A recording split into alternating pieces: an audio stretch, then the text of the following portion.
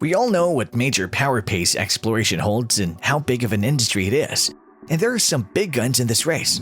Here, I'm talking about private companies that work in the field of space exploration. Well, there are many, but there is one that everyone knows. I'm talking about SpaceX. Well, even if you haven't heard of any other company, I can still guarantee that you must have heard about SpaceX, a billion-dollar company run by a talented CEO and ambitious person to dream, and then turn them into reality, A.K.A Elon Musk.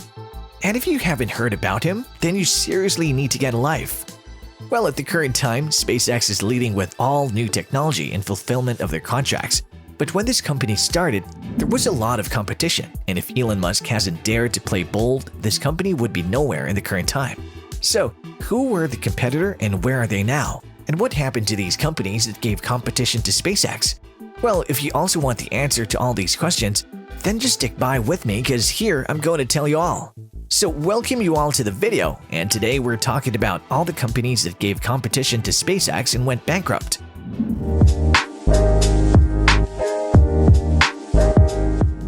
Before SpaceX, there was another company that was leading the charge of NASA's space exploration projects. But before the dawn of SpaceX, there was another company that was ruling the area, and it was Kistler Aerospace. Yes, I know you must haven't heard of it. So who was Kistler Aerospace and how SpaceX played a big role in its destruction? Well, it's a long story, so sit tight because to explain this, we need to go back to 1993. Kistler Aerospace was founded in 1993 by Walter Kistler and Bob Citrin.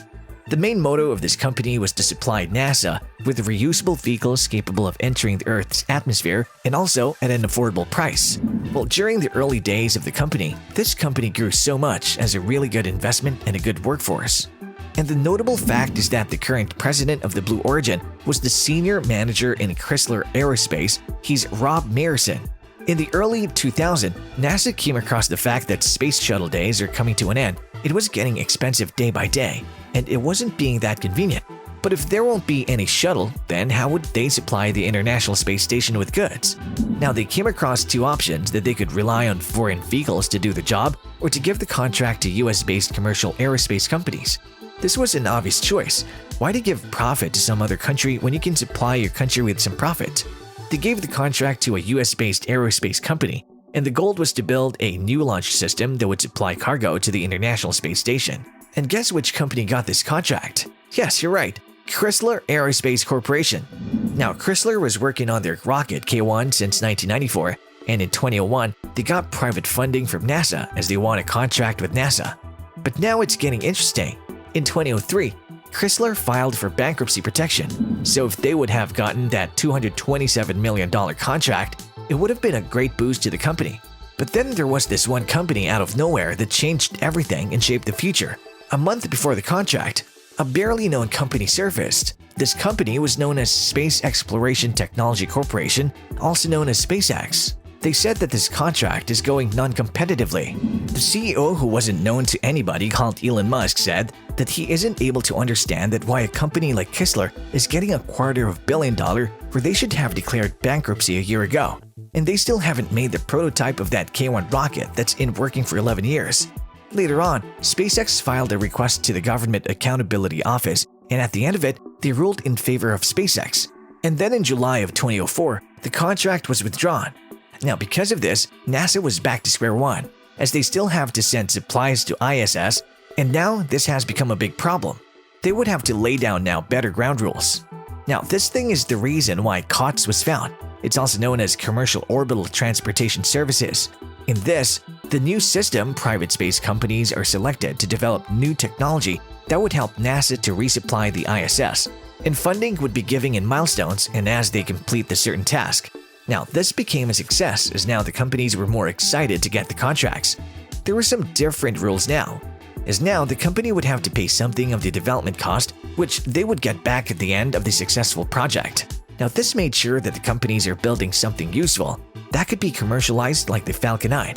There was this one more thing, which was fixed payment according to the milestone. This made sure that these companies could work freely with an oversight from NASA. And later on, NASA could add anything if they like it, and companies would be more than obliged to do so as they would be getting a handsome sum of money.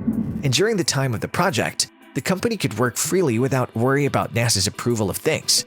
This was a fair and square deal which would help a lot in the development. Now the companies start flooding in to get these contracts, which was estimated at around $500 million, and $15 million was set aside for the admiration. In the August of 2006, NASA announced who the Phase 1 winners are. They were Rocket Plane Chrysler, which was rebranded by Chrysler as the company was acquired by Rocket Plane Inc. earlier that year. And even in that year, K1 was still under development. Because of that, Rocket Plane received a $207 million deal, and on the other hand, SpaceX was awarded $278 million. Also at that time, SpaceX was still developing its Falcon 9 rocket and the Dragon capsule.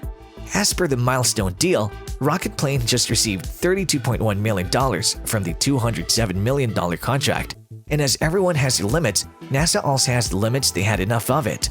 And after the worst performance any space exploration company could give in October 2007, they terminated their contract with Rocket Plane Chrysler. Now, this all would never have happened if Elon Musk would not have been brave enough to raise his voice. If it wouldn't have happened, then maybe we could have seen K1 rocket flying instead of Falcon 9. From the leftover funding that NASA has, they gave a contract of $170 million to the company named Orbital. In the end, both Orbital and SpaceX completed their project on time and received the full funding of the project. This all would have not happened if Elon Musk would have kept his quiet. But we're all glad that he spoke up, or else NASA would have wasted hundreds of dollars on a project whose due date keeps on floating away. Now, at the end of the project, NASA also put a little money into the public demonstration as to how the cargo would be supplied to the ISS. In the end, this COTS project cost NASA around $800 million, which is nothing in comparison to the $20 billion NASA spent on the Space Launch System, which is yet to fly. This clearly demonstrates how cheap it is using private space exploration companies. After this day, SpaceX reached new heights, and with the new Falcon 9 reusable, I don't think that there is any company that could beat them currently. Well, unfortunately, life is no good for Chrysler. In February 2009, most of its staff was laid off because of the financial difficulties that they were facing. And in just a few months, Rocket Plane Inc. went broke, and on June 15, 2010, CEO George French had to file Chapter 7 bankruptcy. In December 2011, Space Assets LLC tried to revive the Rocket Plane Chrysler and transform it into a new company, Chrysler Space Systems. But I think things didn't run their course, as the official website of the company is abandoned since June 2020. Well, this was pretty much it. This was how every company that was in competition with SpaceX went bankrupt. Now, you guys tell us in the comments section, that'll Chrysler get a second chance in the future? Or will we never see the K1 rocket? What are your thoughts? Don't forget to subscribe for more informative videos like this. See you next time. Bye-bye.